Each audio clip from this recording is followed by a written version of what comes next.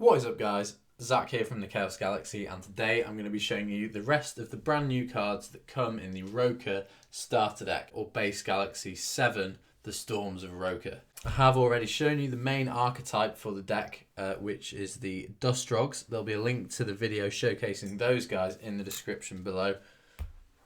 But these are just some other cards to help support the planet, and I have changed the ability of the planet Rokah too, so I'll go through a few changes with that and some cards in the game that will have to change because of that, unfortunately. But I'll show you the new cards. So the first one we have here is a 5-star common creature called Goreblue, who's got 220 power and 240 health. 5 stars, his ability reads, whenever your opponent reveals a handed card, this creature permanently gains 20 power and health. So with Rokah's ability, at the end of your turn, your opponent reveals one of their handed cards.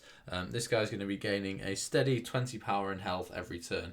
However, because it doesn't state that it's one individual card that it needs to be revealed, if you use something like a Rela Hex Power Crystal, which just reads both players reveal their entire hands, your Goreblue, if your opponent's revealing like 5 cards, the Goreblue's going to gain a straight up 100 power and 100 health, making him pretty powerful.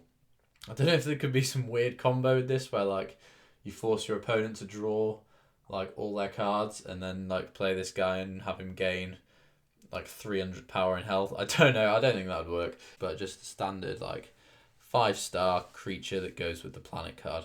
So that's the first guy. Who's going to be a starter deck exclusive for the Storms of Rokah starter deck. The next one we have is kind of a new type of card. It's really interesting. I've had a few calls for something like this. But it's a moon card, the first moon in the galaxy, and it is Ka, the Rokan moon.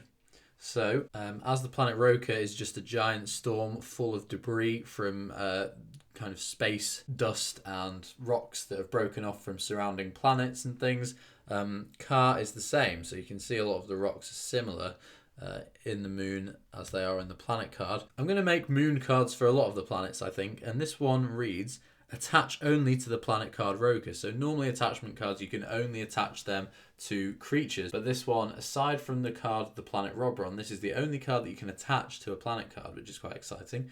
And then after your opponent reveals a card through Rokah's ability, they reveal one additional random card. So your opponent has 4 random handed cards. At the end of your turn, you've got a zoned Rokah creature if your card is attached to your planet Rokah. So your turn would end, you use Rokah's ability to reveal a Mystical Beast of the Deep, and then if you've got card, they reveal one additional card as well.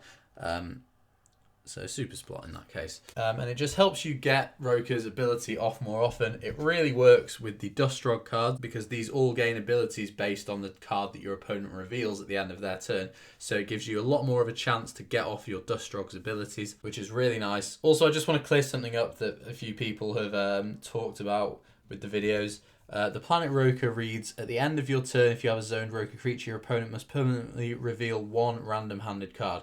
So although the card is randomly chosen, they can't reveal a card that is already permanently revealed. So if their hand's like this, with a Mystical Beast of the Deep revealed, you can't choose to reveal that card again, because you can't reveal a card that's already revealed, if that makes sense. You have to choose one of these 3.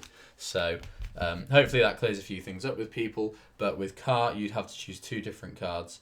And hopefully, because Ka has a similar ability to the new Upal card for the planet Rokah. However, it's an attachment, so it should stay on the board longer unless your opponent has some attachment hate in their galaxy. And I think Ka is going to be a really fun card for Rokah. And also, if you have 2 copies, then they'd stack as well, so they'd reveal 3 cards a turn, which is getting pretty crazy. And you're going to be pulling off your Dustrog abilities quite regularly, and Goreblue is going to be gaining some serious stats off it too.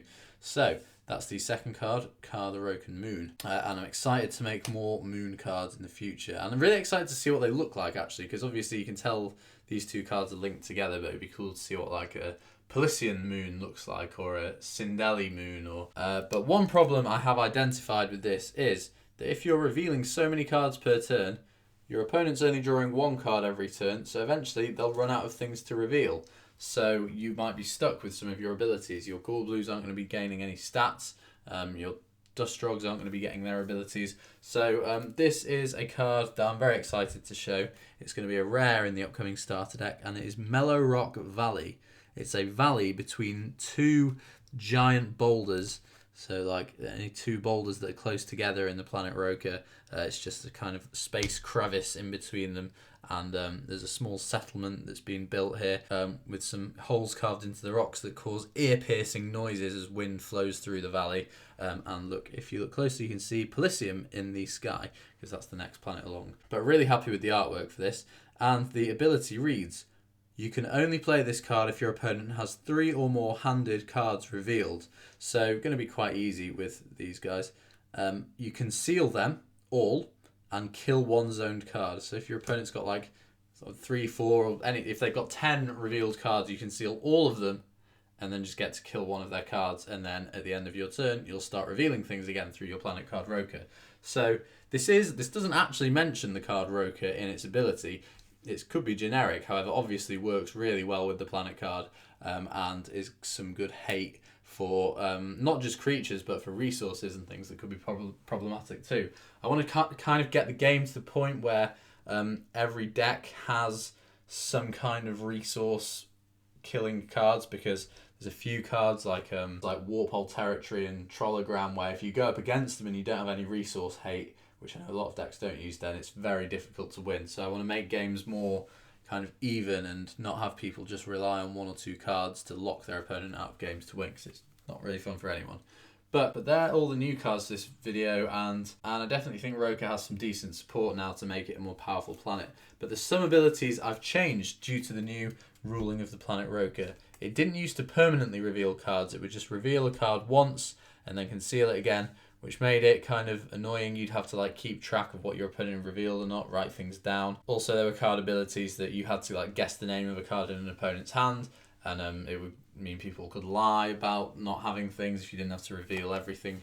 But yeah, anyway, so I've neatened up the planet Rokah. I went through this in my last video, but a few card changes I'm making. The first one is to Garude Overseer. So this is the old Garude Overseer, and this is the new one. If you want to pause the video and read the current one, the old one, that's fine, but I'll just read the new ones to save time. You can only play 1 Garude Overseer per turn. You can say the names of 2 of your opponent's revealed handed cards to free play this creature. So you're not like guessing willy-nilly now. You can only really play Garude if they have 2 cards revealed. And hopefully this doesn't make the card worse. I really don't want it to, because I like it being a powerful card, but that's the new text for Garude Overseer. Let me know if you think you'd like the text change back and have the games a bit more messy, but the cards slightly more powerful, because I don't want these cards to change too much. It's a bit of a pain in TCGs when card text change, and it's annoying for people who actually own the cards, because now your copies of Garude Overseer are going to be slightly wrong. Obviously you can still use the cards, but it's a bit of a shame. So we have Lumiveron as well, and then the new text of Lumiveron reads, when you play this card, name up to 5 revealed cards in your opponent's hand. This card gains 80 power and health for each card named. So again, this old one was just like you randomly pick 5 names that you might have wrong and might have right, and then your opponent could potentially lie about having them or not. So I think it definitely clears up Lumiveron. And then the third one we have, this is the only other card that's really affected by the change of the planet Rokah's ability, is Weathermachine, and stupidly I printed out the wrong version of it. But the new version reads, I'll put it on the screen. Once per turn at the start of your turn, you can state the name of 1 revealed card in your opponent's hand. When you do, your opponent loses 1 point for every Weatherman creature on your planet. If you name a card that isn't revealed, kill this card. So I've still kept its ability where you can kill itself if you want to. I can't really think of many reasons you'd want to do that unless you wanted to free up a resource zone or something. But I've tried to keep the cards as true to the originals as possible and not mess up the game too much.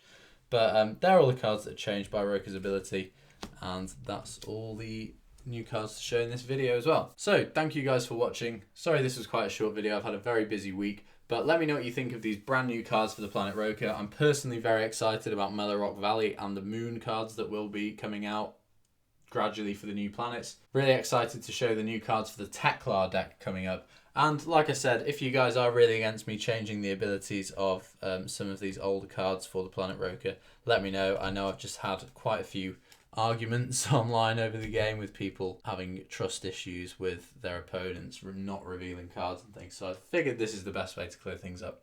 But anyway, let me know what you think. Please like, comment, subscribe. Follow me on Instagram at Chaos Galaxy TCG. Check out Shultime's channel. He's currently streaming all the games for the new Chaos Galaxy Madness 2.0 tournament, the second annual kind of main tournament for the game. So check that out. Join the Chaos Galaxy Discord if you want to start playing some games online for free. That's absolutely no problem. And then I've got a fan art contest running at the moment. If you want to have your artwork in the game, in the reprint set Legends of the Cosmos 2, there'll be a link to the sign up video in the description as well. Thanks for watching, guys, and I'll see you next time.